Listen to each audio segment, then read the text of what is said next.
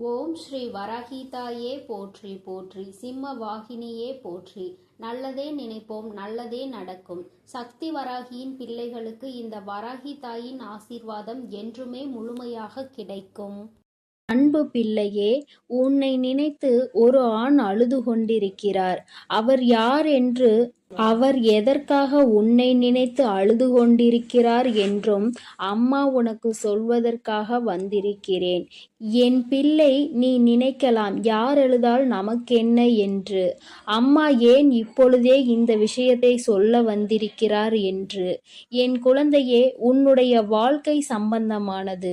அங்கே உன்னை நினைத்து அழுது கொண்டிருப்பவருக்கும் உனக்கும் மிக பெரிய தொடர்பு ஒன்று இருக்கிறது.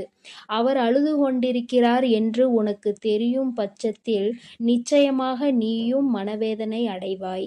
நீ மனவேதனை அடைய வேண்டும் என்பதற்காக இதனை சொல்லவில்லை. நீயும் அவரை பற்றி புரிந்து கொண்டு ஒரு மிக பெரிய பிரச்சனை முடிவுக்கு கொண்டு வருவதற்காக தான் அம்மா இப்பொழுது இதனை தெரிவிப்பதற்காக வந்திருக்கிறேன். என் தங்கமே, பொதுவாக ஒரு குடும்பத்தில் ஆண் அழுகிறார்கள் என்றால் அதை மற்றவர்கள் ஒருபோதும் ஏற்றுக்கொள்ள முடியாது. ஏனென்றால் ஆண் என்பவன் மனதை எப்பொழுதுமே கல்லாக வைத்திருப்பவன். அதற்காக அவன் மனது கல் என்று அர்த்தம் கிடையாது. மற்றவர்கள் முன்னிலையில் எப்பொழுதுமே தன்னை தைரியமானவனாக காட்டிக்கொள்பவன். தனக்குள் எத்தனை பிரச்சனைகள் வந்தாலும், எத்தனை வேதனைகள் இருந்தாலும் அதை கண்ணீரால் மற்றவர்களுக்கு முன்னிலையில் ஒருபோதும் வெளிப்படுத்தவே மாட்டான். ஒருவேளை தனக்கு கண்ணீர் அடக்க முடியாமல் வந்தால் கூட அதை மற்றவர்கள் முன்னிலையில் வெளிப்படுத்தாமல் தனியாக சென்று அழுந்து விடுவானே தவிர ஒருபோதும் யாருக்கும் தெரியும்படி அதனை வெளிப்படுத்த மாட்டார்கள். இது அவர்களுடைய இயல்பான குணம். என் குழந்தையே, அப்படி இருக்கின்ற சூழ்நிலையில் யார் ஒருவர் எதற்கெடுத்தாலும் அழுது அழுது மற்றவர்கள் முன்னிலையில் நிற்கின்றாரோ அவர் நடிக்கிறார் என்பதை முதலில் நீ புரிந்து கொள்ள வேண்டும். நிச்சயமாக எந்த ஒரு ஆண்மகனும் ஏன் அத்தனை எளிதில் கண்ணீர் சிந்துவது கிடையாது. ஏனென்றால் அவர் கண்ணீர் சிந்தினால் அவரை நம்பி இருக்கின்ற பெண்ணை அது பலவீனமாக்கும்.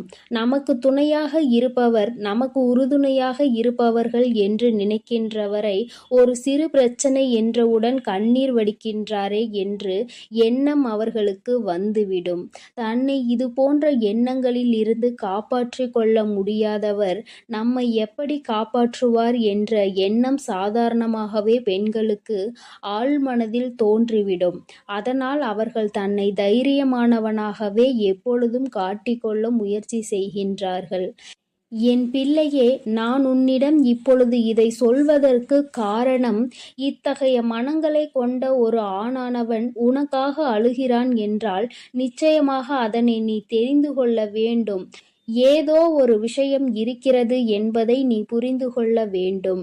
என் பிள்ளையே, உனக்காக ஒருவர் அழுகின்ற மனநிலைக்கு வந்திருக்கிறார் என்றால் அவர் உன் மீது எத்தனை அன்பு வைத்திருக்கிறார் என்பதை முதலில் நீ புரிந்து கொள்ள வேண்டும்.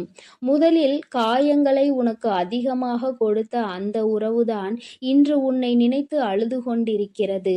என் தங்கமே, பிரிவினை என்பது எல்லோருமே சேர்ந்து இருக்கும் பொழுது அதனுடைய வலி என்ன என்பது புரியாது.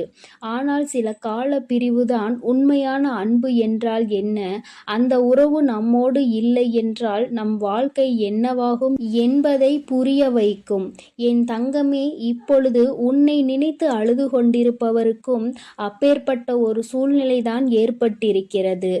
தன் வாழ்க்கையில் செய்தது எத்தனை பெரிய தவறு என்பதை அவர் இப்பொழுது உணர ஆரம்பித்து கொண்டிருக்கிறார். அவர் மனநிலையில் இருக்கின்ற கஷ்டங்களும் வேதனைகளும் இனிமேல் அவரை இது போன்ற ஒரு தவறை மீண்டும் செய்யாத அளவிற்கு மனதளவில் பக்குவப்படுத்தி இருக்கின்றது. என் தங்கமே, உனக்கும் அவருக்கும் ஏகப்பட்ட கருத்து வேறுபாடுகள் இருந்த பொழுதும் ஒருவரை ஒருவர் பிரிந்து வாழ்ந்து கொண்டிருக்கிறீர்கள். என் தங்கமே, அம்மா சொல்வது யார் என்று நீ இப்பொழுது புரிந்து கொண்டாய் அல்லவா? என் பிள்ளையே, உன்னை விட்டு பிரிந்தாலும் அவரின் எண்ணங்கள் முழுவதும் உன்னை சுற்றிதான் இருந்து கொண்டிருக்கிறது. நீ எந்த அளவிற்கு அவரால் வேதனைப்பட்டாய் என்பதை அவரால் நன்றாக உணர முடிகிறது. நாம் ஏன் இத்தனை காயப்படுத்தினோம், நமக்கு ஏன் இத்தனை கோபம் வந்தது என்று நினைத்து நினைத்து அவர் அங்கே கதறி அழுது கொண்டிருக்கிறார். உன்னிடம் மன்னிப்பு கேட்க வேண்டும் என்கின்ற எண்ணம் அவருக்குள் இருந்தாலும் ஏதோ ஒன்று அவரை தடுத்து நிறுத்துகிறது. ஆனால் கூடிய சீக்கிரமே இது எல்லாம் சரியாகி அவர் தானாகவே உன்னிடத்தில் வந்து மன்னிப்பு கேட்பார் என்பதில் எந்த ஒரு மாற்று கருத்தும் கிடையாது. என் தங்கமே, உண்மையான அன்பு என்பது எங்கு சென்றாலும் எப்படி இருந்தாலும் ஒருபோதும் தன்னுடைய உயிரான உறவை பிரிந்து விடாது. பிரிந்து வாழ வேண்டும் என்று நினைத்தால் கூட அது நீண்ட நாட்கள் நிலைத்து நிற்காது. ஒரு நாள் 2 நாள் இன்பமாக தோன்றலாம், தொந்தரவு இல்லாதது போல நினைக்கலாம். ஆனால் சில நாட்களிலேயே எல்லாம் மாறி வாழ்க்கை தலைகீழாக மாறிவிடும். என் தங்கமே, அதன் பிறகுதான் தெரியும் நமக்கு துணையில்லாதது எத்தனை பெரிய கஷ்டம் என்று. நாம் யாருடைய துணையும் இல்லாமல் வாழ்ந்துவிடலாம் என்று அத்தனை தைரியமாக நினைத்து விட்டோம் என்று இத்தனை நாள் கூட நம்மால் சமாளிக்க முடியவில்லை என்ற எண்ணம் நிச்சயமாக தோன்றும். என் குழந்தையே, வாழ்க்கை துணை என்பது உன்னுடைய வாழ்க்கையில் பாதி. வாழ்க்கையை நீ தனியாக நின்று ஒருபோதும் வாழ்ந்துவிட முடியாது. இருவரும் சேர்ந்து கடந்து வருவதுதான் இந்த அழகான வாழ்க்கை. அன்பான வாழ்க்கை என்பதை முதலில் நீ புரிந்து கொள்ள வேண்டும். என் தங்கமே, தன்னுடைய அன்பினை புரிந்து கொண்ட ஒரு உறவைதான் இப்பொழுது பிரிந்திருக்கிறார் என்பதை அவர் நன்றாக புரிந்து கொண்டார். என் பிள்ளையே, உனக்கு அது நன்றாக தெரிந்த விஷயம்தானே. ஏதோ ஒரு சிறு மனஸ்தாபங்கள் இத்தனை நாள் பிரிவினை ஏற்படுத்தி இருக்கிறது.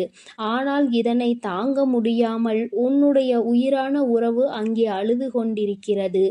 அழுது புலம்பி தவித்து கொண்டிருக்கிறது. நீ மீண்டும் இந்த வாழ்க்கையில் வந்தால் மட்டும் போதும், எந்த ஒரு தவறையும் திரும்ப செய்ய மாட்டேன் என்று அவர்கள் வாக்குறுதியினை அளித்து கொண்டிருக்கிறார்கள். என் குழந்தையே, உன் மனதில் இருக்கின்ற எண்ணங்கள் எல்லாவற்றையுமே சற்று ஒதுக்கி வைத்துவிட்டு, வாழ்க்கை என்றால் என்ன, எந்நாளும் தனிமையாக வாழ்ந்துவிட முடியுமா என்பதில் முதலில் தெளிவாக இரு. காலம் உனக்கு நிச்சயமாக சில பிரச்சனைகளை கொண்டு வரதான் செய்யும். அவற்றையெல்லாம் கடந்து வந்து நீ இந்த வாழ்க்கையை வென்று காட்ட வேண்டும் என்பதை முதலில் மறந்து விடாதே. தங்கமே, அன்பானது எல்லோருக்கும் எளிதில் கிடைக்காது. அது உனக்கு கிடைத்திருக்கிறது என்றால் அதை நிச்சயமாக நீ உதாசீனப்படுத்தாமல் காப்பாற்றிக் கொள்வதற்கு என்னவெல்லாம் செய்ய வேண்டுமோ அதைதான் செய்ய வேண்டும். என் குழந்தை மனதிற்குள் இருக்கின்ற அத்தனை கஷ்டங்களுக்கும் ஒரே ஒரு முடிவு, நீ மீண்டும் உன்னுடைய துணையோடு சேர்ந்து வாழ்வது மட்டும்தான். ஆனால் உன்னை அம்மா காயப்படுத்தவில்லை. ஆனால் ஒரு ஆணினுடைய கண்ணீர் என்பது மிகவும் அதிசக்தி வாய்ந்தது. அதற்கு வலிமை அதிகம். அத்தனை எளிதில் அதனை யாரும் சிந்திவிட மாட்டார்கள். அந்த கண்ணீரையே உனக்காக சிந்துகிறார்கள் என்றால் நிச்சயமாக அவர் உன்னை விட்டு வாழ்நாள் முழுவதும் பிரியக்கூடாது என்று அந்த பிரிவினை தாங்க முடியாமலும் கதறி அழுவதைதான் அது காட்டுகின்றது என்பதை நீ மறந்து விடாதே. என் தங்கமே, இந்த வராகியானவள் உன் வாழ்க்கையில் இருக்கும் பொழுது உன் குடும்பத்தில் இருக்கின்ற எல்லா பிரச்சனைகளையும் நான் சரி செய்து தருகிறேன். வாழ்க்கை எத்தனை கஷ்டங்களை உனக்கு காண்பித்தாலும் அத்தனையையும் முறியடித்து விட்டு நல்ல நிலையை நிச்சயமாக அடைவாய் என்று இந்த வராகி அம்மா உன்னிடம் எதிர்பார்க்கிறேன். என் தங்கமே, இனிமேல் உன் வாழ்க்கை என்பது என்னை சார்ந்தது. உன்னை உன்மீது அக்கறை கொண்டு உனக்காக அழுது கொண்டிருக்கின்ற அந்த ஆண் இப்பொழுது இந்த தாயானவள் செய்கின்ற ஒவ்வொரு செயலிலும் கட்டுப்பட்டு நடந்து கொண்டிருக்கிறார். முன்பெல்லாம் என்னை உதாசீனம் செய்து நடந்தவர்கள் இப்பொழுது என்னை ஏற்றுக்கொள்ள ஆரம்பித்திருக்கிறார்கள். அப்படியானால் அவர்கள் எல்லோருடைய வாழ்க்கையிலும் மாற்றங்கள் ஏற்பட்டு கொண்டிருக்கிறது என்பதை தான் அது குறிக்கின்றது. என் தங்கமே, யாராக இருந்தாலும் சரி, எதுவாக இருந்தாலும் சரி, எல்லாவற்றையும் நீ இந்த வராகியின் மீது பாரத்தை போட்டுவிட்டு உன்னுடைய செயல்களில் மட்டும் நீ கவனமாக இரு. அம்மா உன்னோடுதான் இருக்கிறேன் என்பதை முதலில் நீ புரிந்து கொள்ள வேண்டும். நான் உன்னோடு இருந்து உன் கஷ்டங்களையெல்லாம் தீர்த்து உன்னுடைய வாழ்க்கையில் நடக்கின்ற அத்தனை கண்ணீருக்கும் பதிலையும் கொடுத்து விடுவேன். என் தங்கமே, உன்னுடைய உயிரான உறவின் கண்ணீரை துடைத்து மீண்டும் இந்த வாழ்க்கையை நல்லபடியாக நீ தொடங்க வேண்டும். கண்ணீருக்கு உண்மையாகவே மதிப்பு அதிகம். அந்த கண்ணீரை உனக்காக தரும்பொழுது அதை நீ சாதாரணமாக எடை போட்டு விடாதே. யாருக்கும் அத்தனை எளிதில் இது போன்ற உறவுகள் கிடைத்து விடாது. உண்மையான உறவென்றால் அதை விட்டுவிடக் கூடாது. பொய்யான உறவு என்றால் அதன் அருகில் ஒருபோதும் நிற்கக்கூடாது. இவை இரண்டிலும் என் குழந்தை தெளிவாக இருக்கும் பட்சத்தில் நிச்சயமாக இந்த வாழ்க்கை எப்பொழுதுமே உனக்கு சந்தோஷமாக மட்டுமே இருக்கும் என்பதை நீ மறந்துவிடாதே. உன்னுடைய சந்தோஷத்தில் இந்த வராகியானவள் நானும் முழுமையாக பங்கெடுத்து கொள்கிறேன். என் பிள்ளையின் முகத்தில் எப்பொழுதுமே சிரிப்பும் சந்தோஷமும் நிறைந்திருக்க வேண்டும். என் தங்க பிள்ளையே, இந்த வராகி அம்மாவினுடைய ஆசீர்வாதங்கள் எப்பொழுதும் உனக்கு முழுமையாக கிடைக்கும்.